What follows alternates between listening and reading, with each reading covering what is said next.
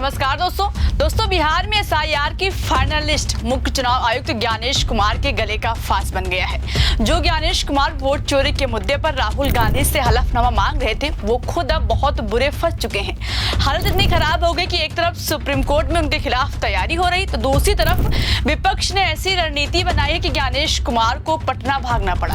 अब वहां पर कांग्रेस और आरजेडी के साथ मीटिंग करने जा रहे हैं। जी हाँ दोस्तों, इस खबर ने दिल्ली से लेकर पटना तक भूचाल मचा कर रख दिया है। नमस्कार दोस्तों, मेरा नाम शिवानी पांडे और आप मेरे साथ देख रहे हैं 4 PM।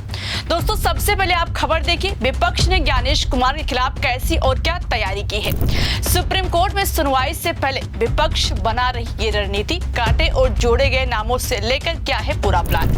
मतलब जब मुख्य चुनाव आयुक्त ज्ञानेश कुमार वोट चोरी के मुद्दे से लेकर एसआईआर प्रक्रिया में काटे गए मतदाताओं के नाम पर चुप्पी साधे हुए हैं, उनकी तरफ से अब तक सिर्फ आरोपों को बेबुनियाद बताया गया है और कोई सफाई नहीं दी गई, जबकि विपक्ष लगातार सवाल उठाता रहा है। लेकिन चुनाव आयोग ने एक शब्द बोलना भी जरूरी नहीं समझा। तो अब विपक्ष ने भी कसम खा ली कि गुरु आपकी चुप्पी आपके गले का फांस बनेगी, और इसी के साथ विपक्ष चुनाव आयोग के खिलाफ रणनीति बनाने में लग गया है।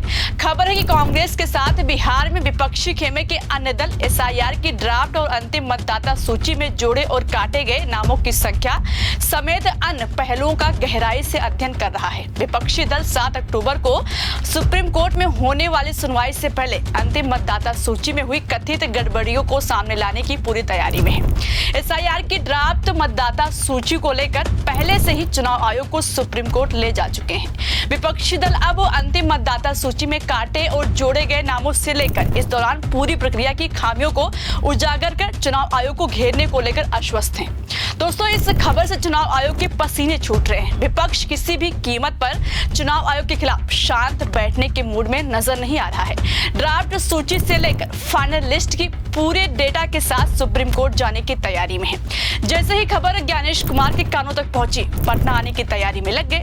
अब दोस्तों आप खेल समझिए, चुनाव आयोग द्वारा जारी फाइनल वोटर लिस्ट में बिहार के कुल 7 करोड़ 42 लाख मतदाता दर्ज किए गए हैं। एसआईआर प्रक्रिया जून में शुरू हुई थी। एसआईआर से पहले बिहार में कुल मतदाताओं की संख्या 7 करोड़ 79 लाख से अधिक थी, लेकिन अगस्त में जारी ड्राफ्ट सूची में 7 करोड़ 24 लाख बचे। ड्राफ्ट में 65 लाख नाम गैर हाजिर, स्थानांतरित या मृत बताकर हटा दिए गए। इसके अलावा 3,66,000 नाम दावे और आपत्तियों के चरण के दौरान हटाए गए। वहीं सिर्फ 21,53,000 नए मतदाता जोड़े गए। मतलब साफ है कि जितने नाम जोड़े गए उससे 3 गुना नाम काटे गए हैं। सवाल उठ रहा है कि कैसे हो सकता है कि जोड़े गए नाम से 3 गुना नाम काटे जा सकते हैं। क्या ऐसा संभव हो सकता है?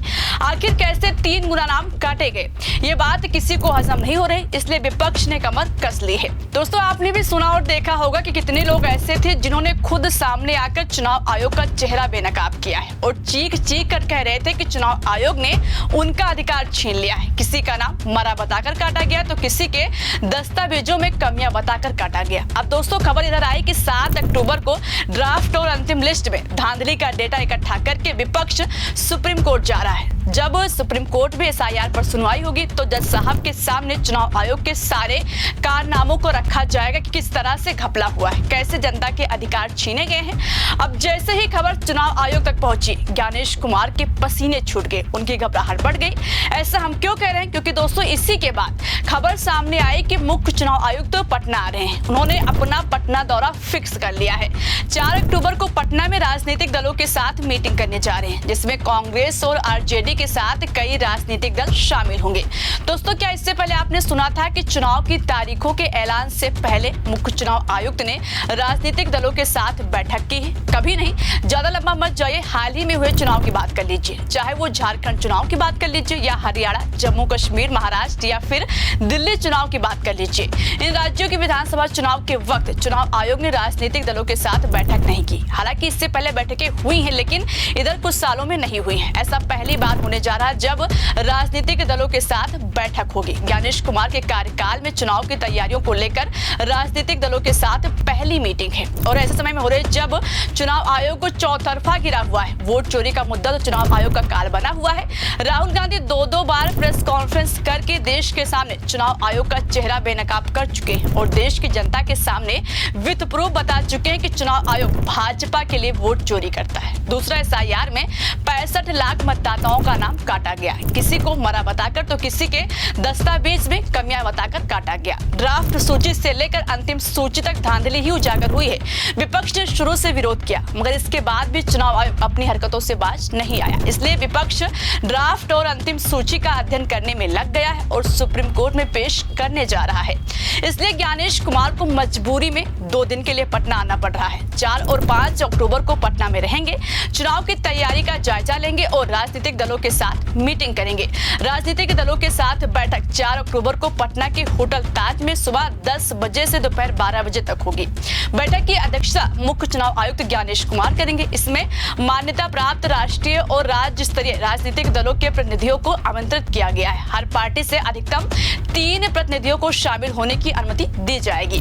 बताया जा रहा है कि इस बैठक में मतदाता सूची प्रारूप समेत कई मुद्दों पर राजनीतिक दलों की प्रतिनिधियों से फीडबैक लेंगे, मतलब एसआईआर प्रक्रिया से जुड़े मुद्दों पर बात करेंगे और उनसे सुझाव लेंगे। इसमें कांग्रेस से लेकर आरजेडी, भाजपा, जेडीयू, चिराग पासवान और जीतन राम मांझी की पार्टी के साथ जितनी भी मान्यता प्राप्त पार्टियां हैं वो शामिल होंगी। उनसे फीडबैक लेंगे, कमियों के बारे में बात करेंगे। बातचीत करने के बाद ही तारीखों का ऐलान करेंगे। लेकिन दोस्तों, इस मीटिंग के पीछे ज्ञानेश कुमार का मकसद है। आप चुनाव आयोग की चाल को समझिए। सूत्रों का कहना है कि अभी तक ज्ञानेश कुमार को विपक्ष की याद नहीं आई, अभी तक कोई मीटिंग नहीं की गई। सुप्रीम कोर्ट में सुनवाई से 3 दिन पहले इसलिए मीटिंग होने जा रही ताकि मीटिंग में विपक्ष के पक्ष में बात करने की कोशिश की जाए, उनकी बातों को तवज्जो दिया जाए। ऐसा करने से हो सकता है कि विपक्ष के तेवर चुनाव आयोग के खिलाफ नरम पड़ जाए। अब हालांकि ये तो देखने वाली बात होगी कि इस मीटिंग में क्या होता है, किस मुद्दे पर बात होगी, क्या विपक्ष की बात को तवज्जो मिलेगी या फिर भाजपा की बी टीम बनकर ही मीटिंग होगी। और 7 अक्टूबर को सुनवाई के दौरान सुप्रीम कोर्ट में क्या होता है। दोस्तों, जैसे ही इस पर कोई अपडेट सामने आएगी हम आप तक जरूर पहुंचाएंगे। अभी के लिए इस खबर में इतना ही। मेरा नाम शिवानी पांडे और आप देखते रहिए 4 PM। नमस्कार।